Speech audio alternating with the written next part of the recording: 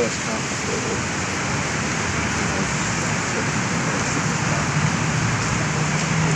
There you go, ladies and gentlemen. Exciting start to today's audio blog. Overhearing a conversation there. It started off, first carpet roll, about £60-70. What was the carpet roll after that? Did he get a discount because of buying another one? Did it go down to £50? I don't really know how expensive carpets are. I've never had to carpet a house. So it seems very expensive for a carpet. Well, for a carpet roll, £60? How much is a carpet normally? Oh, maybe that's about right. Absolutely no idea. Anyway, and we are in London as well, aren't we? So carpets are probably going to be a little bit more expensive. For most accommodation around here, most people wouldn't be able to afford anywhere particularly big. So you probably only need about a quarter of a carpet roll for the entire house. A little bit of satire there about the cost of living in London.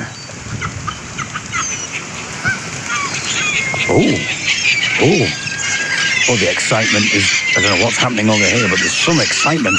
Birds are flapping all over the place. Something has just occurred, because it was all very placid up until this point. And I think they know it's their chance to get on this recording. I think that's what's going on. And I started recording, I thought this was a lovely, quiet place. They're all just absolutely going crazy. Maybe they get £60 for a carpet roll. Ridiculous.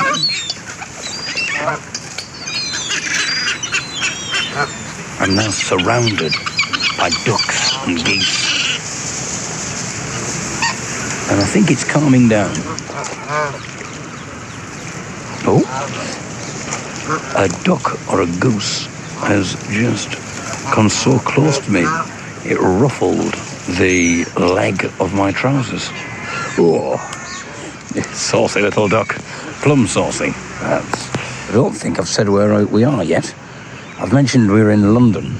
We're in Regent's Park in London, or the Regent's Park, according to Google. I just thought it was Regent's Park. I didn't think you had to think it was the Regent's Park, but according to Google it is. I don't want to get into an argument with Google, because they might take me off the #1 spot for David Eagle. So we're in the Regent's Park, in the London, or if you want to be one of those annoying people, you could call it that there London. I do not know where that came from, but a lot of people seem to say it. It's kind of like, there are certain things in life that are shortcuts to comedy. There are things that people say that they're not really funny, but they're kind of little quirky things that people say. And they only really say them, I think, if they're not very funny people. That there London. And people go, oh yeah, I'm going to that there London. Okay, well, why are you saying that there London? It's not a funny thing. Like, no one hears that there London goes, ha, that there London. I see what you've done there, mate. You know, there's no comedy in there. And the other thing that people say that annoys me is when people describe London as Londinium. They say, oh yeah, you're off to Londinium. No, I'm not off to Londinium, I'm off to London. That there London? No, just London, mate. I like all the fights we pick up. It's good to know that other people are worse than you. Oh, I hope they're not talking about Jeremy Kyle or something. While I'm watching the fights on the TV, you know, it's nice to know that the people are worse off than you. But actually, I would argue in some ways they're not. If you're talking about Jeremy Kyle, which I think she was talking about TV, I should probably be a little bit careful, because I think they're not that far away. And now I've realised I've come to a dead end. So I'm going to have to walk back where I've just come from, which means I'm going to have to talk about this bit while passing them, because we can't get any further, I don't think. I'm going to walk forward and see what happens. I've got my cane out just in case it's suddenly water. I can't tell where the land ends and the water begins now. Still land at the moment. I think it's all land. No, I'm not going to fall into the water because somebody else is either walking on the water or walking on the land, so I think we're safe. In the opposite direction, they've just come from where I'm going. So, but it would just be my luck, wouldn't it? Just be bloody typical. Someone's done a Jesus. They're walking on the water. Maybe the Saviour has come again, and he's arrived at the Regent's Park. You know, God sent him down. He said, Jesus, I'm sending you back down. Oh, all right, Father, where am I off? Regent's Park. Do you think you mean the Regent's Park, God? And he's like, no, it's called Regent's Park. Well, it doesn't say that in Google. Oh, what are Google going to do? But when they search for God, and they're going to take me off the #1 spot, what are they going to do? But what are the Hindu gods in my place? I don't think so. Anyway, I would argue that if your justification for watching something like Jeremy Kyle, you say, oh, well, it's nice to know that people have it worse than me. It's nice to know that. Then in some ways you're kind of wrong, because my argument is that I don't watch Jeremy Kyle. And when I look at people who do watch Jeremy Kyle, I think, oh, it's nice to know that there are people a lot worse off than me. I'm nowhere near the bottom of the pile. Oh, there's a lovely smell in the air now at this point. The smell of jasmine. Oh, thank you, David. Jasmine, be quiet. Not you. I'm talking about the herb. Well, there should be. I wonder if there's a group called Jasmine and the Jasmine. Well, that'd be quite a good name for a group. Presumably, if they did jazz music. I think it'd be a good name for a band, though, if there isn't one. There must be. Jasmine and the Jasmine. Jasmine would be the lead singer.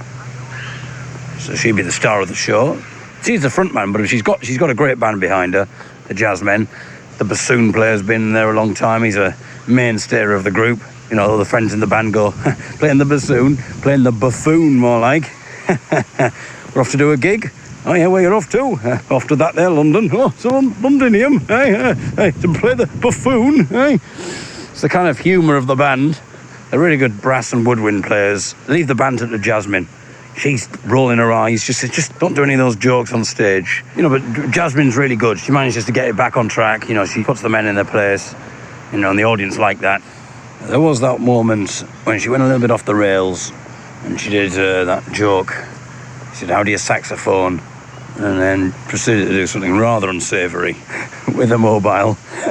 But she had a hard time, a rough time of it. She'd been in a relationship with Terry, the trumpeter, and she's quite a shrewd businesswoman. And after the whole how do you saxophone joke, it gave her an idea for a business. And she set up a phone sax line, which basically you ring up and she'll play the saxophone down the phone for you. She knew what she was doing. It wasn't about jazz aficionados or anything like that calling up to hear some sax music. She knew her demographic. Dyslexic perverts. That's what she was going for. She thought someone's going to read this, not read as it says sax line, going to ring up, charge an absolute fortune. They hear a bit of saxophone music. They just think it's a bit of on-hold music, so they wait. They know, oh, someone will be with me shortly. Never is anyone answers the phone. You know, bloody hell, how long am I going to have to listen to this? I've heard the sax solo at Baker Street 16 times now. Then they look at the advert in the phone book again, and they realise the error of their ways. And they're like, bloody hell, I spent 60 quid on this. I could have got a bloody roller carpet in London for this amount. And the great thing as well is she couldn't be taken to court for it. People tried. People said she knows what she's doing, but she just said, no. This is for jazz aficionados, people who want to hear the sax. How do you prove that she's telling a lie? How do you prove it? She argued that they should have known better, you know, because she was advertising in the jazz mags. Google, now, Oxford, London, Marylebone. Well, thanks for that, Google. Google's just sent me a notification to tell me about the train that I've already been on at 10:41, and it is now 3 o'clock in the afternoon. I'm not sure why Google is telling me about a train that I've already been on, because it knows I'm here as well. That's the stupid thing. It pretends not to. I think it does it. So you kind of think, oh, maybe Google isn't as smart as we think. Maybe it doesn't know as much about me as I think. You know, because I'm walking around Regent's Park. I used Google Maps to get here, so it knows that I'm in London. So I don't know why it's telling me that I've got a train to London that left 5 hours ago. But I think it does deliberately, so it thinks, oh, if we let on that we know all this information, so now and again we have to do little slip-ups. You know, because now and again I'll say, okay, Google, what's the time? And it'll go, I'm sorry, Tracy, I don't know. Just lulling me into a false sense of security. Meanwhile, right, okay, now let's send the government what he's had for his lunch for the last 6 weeks. Well, it's not washing with me, Google. Okay, I'm going to leave you with some Regent's Park atmos, some ambiance, and I will be back with you very soon.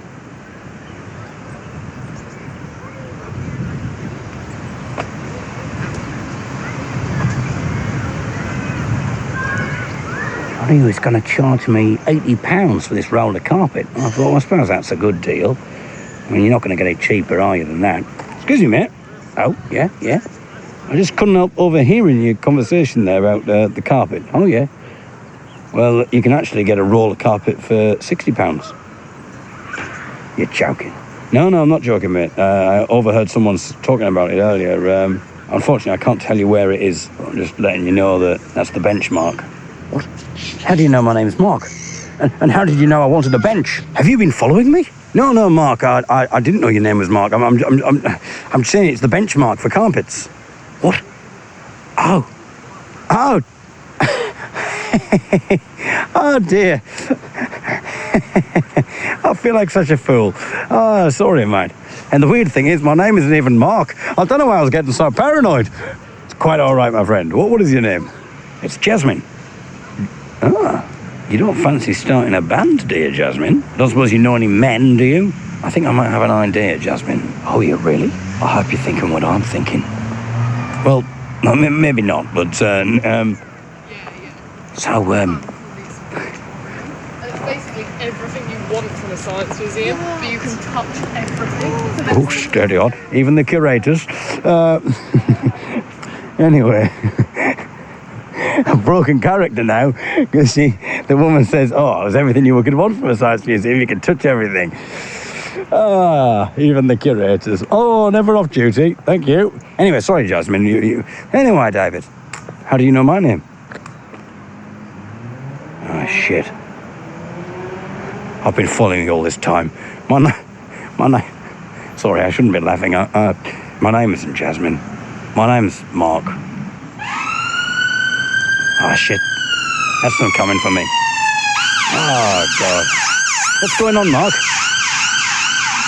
I've been stalking you. All right, I'll tell you the secret before the police get here. I work for Google. I knew it.